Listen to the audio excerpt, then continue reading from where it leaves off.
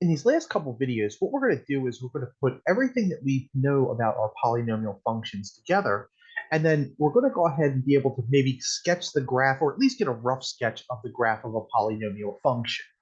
And so to do that, we have a systematic process of 5 points or 6 points that we're going to utilize. A lot of them are things that we already know how to do. So we're going to first of all determine the far left and far right behavior, which we did at the beginning of this section. We just went through, we had two videos where we found the zeros algebraically. We know how to find the y-intercept, okay? That's just by letting x equal 0 and then substituting back in. We're going to determine if there's any symmetry. And remember, symmetry is found by looking at f at x, and we're substituting negative x back in for there. Okay, so really, what we're going to do is we're just going to find f at negative x, and recall that if f at negative x is equal to f at x, that implies it's even, or the function's even. And then if that equals the opposite of f at x, remember that means that the function is going to be odd. Okay, so just reminding you about even and odd. And remember, even means we have symmetry about the y-axis. All right, so somewhere there it says y-axis. Sorry about that. But again, even means that we have symmetry about the y-axis. And then odd means we have symmetry about the origin. Okay. Remember, there is no symmetry about the x-axis for functions because then it would fail the vertical line test. We're just going to check the maximum number of turning points by determining if there's any more than n-1 turning points. And then if we need to plot a few more points in between those zeros to kind of look at the behavior, we will. Right? So let's go ahead and take a look at three functions and determine the far left and far right behavior before we go through and try to check values in the graphing calculator. All right, so start by determining the far left, far right behavior. Okay, so first thing we notice is that the degree of this polynomial is equal to 4, which is even. And then we take a look at the leading coefficient, and we notice that the leading coefficient is 2. All right, so our leading coefficient, I'll just say LC, is going to be equal to 2, which is clearly greater than 0.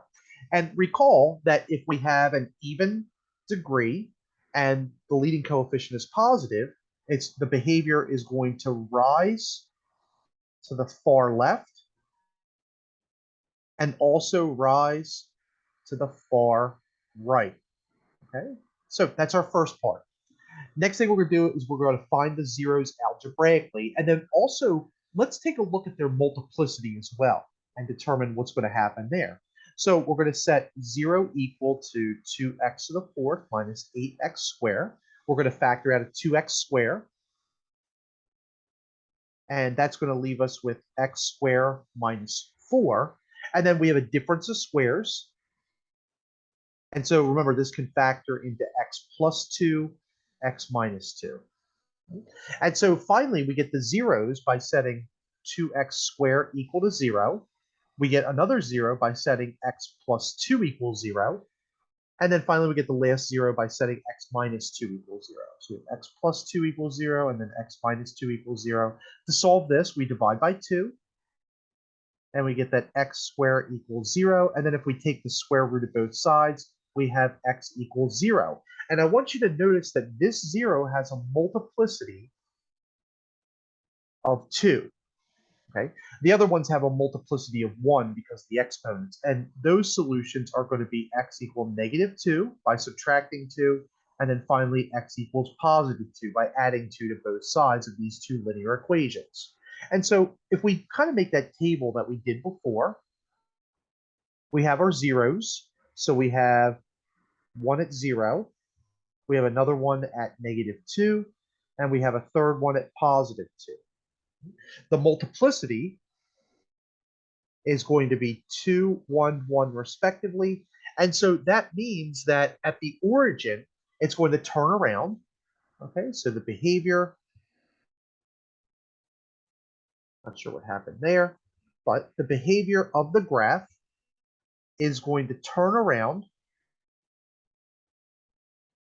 at x equals 0, and then it's going to cross through our x-axis at x equals 2 and x equals negative 2. Right?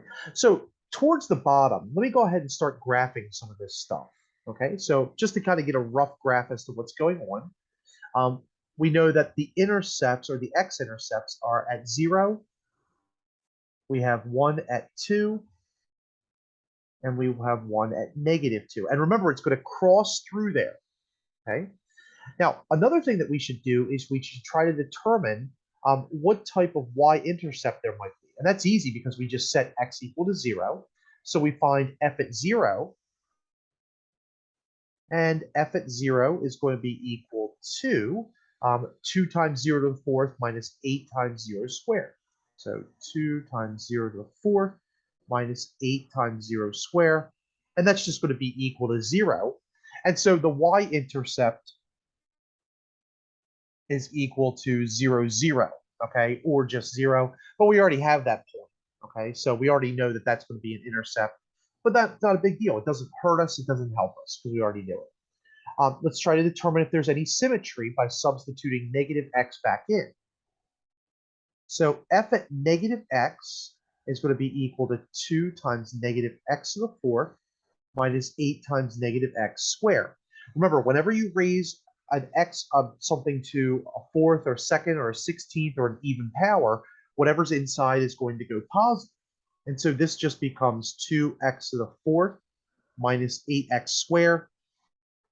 And so that means that we get back to the original function. So if we take a look back here, right, that's the original function. And so that means that it's going to be an even function. And that means that it's going to be symmetric about the y-axis. Okay, and we probably remember that from the one of our very first sections of the course. Okay, so let's kind of keep these in mind that we have some symmetry. Turning points, not necessarily, we don't know those yet because we haven't necessarily gotten some points between the zeros. But finally, let's do that. Let's find a few points between the zeros and then kind of see what happens. So we take a look at the zeros, and it might be helpful for us to figure out what's going on at x equals negative 1 and x equals positive 1. Okay. And so if we go back, this would be actually 6. So vi, right? And so what that would mean is that we need to find f at negative 1, which is going to be 2 times negative 1 to the fourth minus 8 times negative 1 squared. That's going to be equal to 2 times 1 minus 8 times 1, or negative 6. So we have the point negative 1, 6. And if we substitute 1 back in, it's going to be the same thing. Because remember, this is an even function, right?